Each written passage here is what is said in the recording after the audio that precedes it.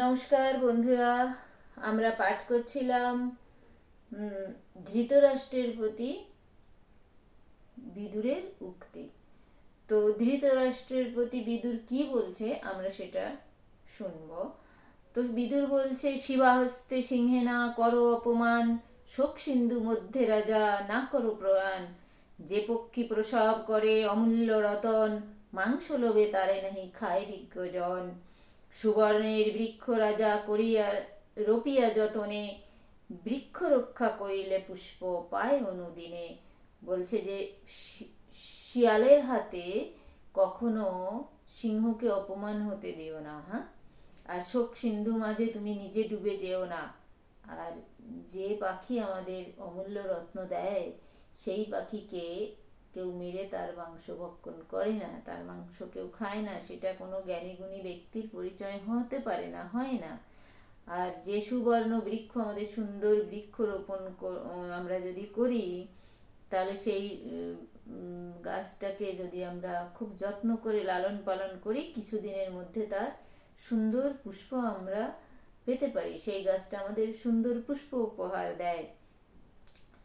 তো যে হইল এখন নিবর্ত নরপতি, পুত্রগণে কেন করো যমের অতিথি, এ পঞ্চজনের সহ কে করিবে রণ, কহ শুনি রাজা তব আছে কোন জন।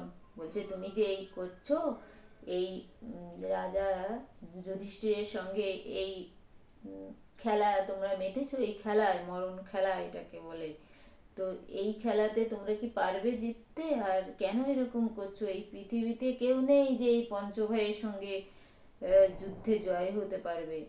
কহ শুনি রাজা তব আছে কোনজন, তোমার কে আছে যে সে তোমার, সেই লোকটা তোমার যে এই পাঁচ ভাইয়ের সাথে যুদ্ধ করে তোমাকে জেতাবে। দিকপাল সহ যদি আইসে বজ্রপানি, পাণ্ডবে জিনিতে না রে তোমা কিসে গণি।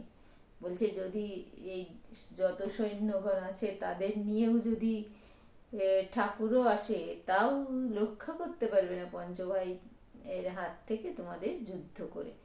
হে ভীষ্ম হে দ্রোণ কৃপ নাহি শুনো কেনি, সবে মিলি রঙ্গ দেখো বুঝিলাম মনে, অগাধ সমুদ্রে নৌকা না ডুবাও হেলে, সবে মিলি যম গৃহে যাইতে বসিলে।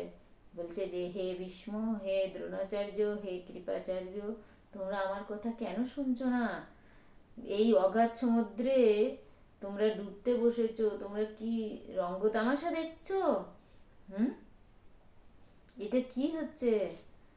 তো অক্রোধ অজাত শত্রু ধর্মের তনয়, যেখানে মরিবে, যেখানে করিবে ক্রোধ ভীম ধনঞ্জয়।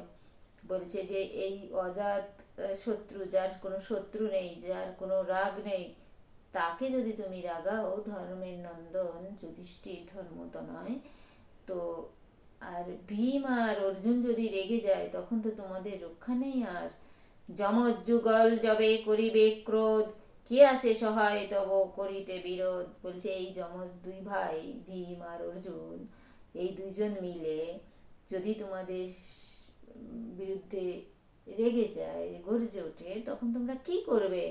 হে অন্ধ পাশাতে যত লই বেশ বেশাত, বুঝিলা কি তাহাতে তোমার নাহি হাত, কপাট করিয়া তাহে কোন কোন প্রয়োজন, আজ্ঞা মাত্রে দিবে সব ধর্মের নন্দন। বলছে তুমি এই কপাট পাশা খেলতে কেন বসেছো? এই ছল চাপুটি খেলা কেন খেলছো? তুমি যদি চাও ধর্মের নন্দনের কাছে, যুধিষ্ঠিরের কাছে যে ধনরত্ন আছে, ও তো তুমি চাওয়া মাত্রই দিয়ে দেবে, তো তুমি এই ছলনা কেন করছো? কেন করছো তুমি এই ধর্মের নন্দন যুধিষ্ঠিরের সঙ্গে এই ছলনা? এর কোনো মানে নেই। এই শকুনের আমি ভালো মতে জানি, কপট কুবুদ্ধি খল গণ চূড়ামণি, কোথায় পর্বতপুর ইহার নিবাস, কে আনিল হেতায় করিতে সর্বনাশ, বিদায় করহ ঘরে যাক আপনার, উঠো গো শকুনি পাশা করি পরিহার। বলছে শকুনি রে আমি ভালো মতে জানি যে শকুনি কেমন কপট, কেমন কুবুদ্ধি, ওর মানে মাথার মধ্যে একদম খল চাতুরির চূড়ামণি। ও কোথায় ছিল? পর্বতপুরে ওর নিবাস ছিল, তাকে এখানে কে আনলো এই সর্বনাশ করতে হস্তিনাপুরের? বিদায় করো যাও, আজকেই এক্ষুনি গিয়ে ওকে বলো যে ঘরে যাও, নিজের ঘরে চলে যাও, কেন এসেছো এখানে, যাও এক্ষুনি হস্তিনাপুর ত্যাগ করে নিজের ঘরে যাও, গিয়ে বলো ওঠো গো শকুনি, যাও এই হস্তিনাপুর ত্যাগ করো। বন্ধুরা, সময় শেষ হয়েছে, আমি আসছি আবার এক্ষুনি ফিরে। আমার ভুল ত্রুটি হলে অবশ্যই আপনারা আমাকে ক্ষমা করবেন, আর আমাকে বলবেন যে আমার কিভাবে ঠাকুরের কথা বলা উচিত। আমি কিচ্ছু জানি না, একদম অতি ক্ষুদ্র হচ্ছে ক্ষুদ্র আমি, আপনাদের পদ রেণুরও সমান আমি নয়। আমাকে প্লিজ ভুল ত্রুটি করে ক্ষমা করে দেবেন, ভুল ত্রুটি হলে আমার ক্ষমা করে দেবেন। সরি। হুম। রাধে রাধে।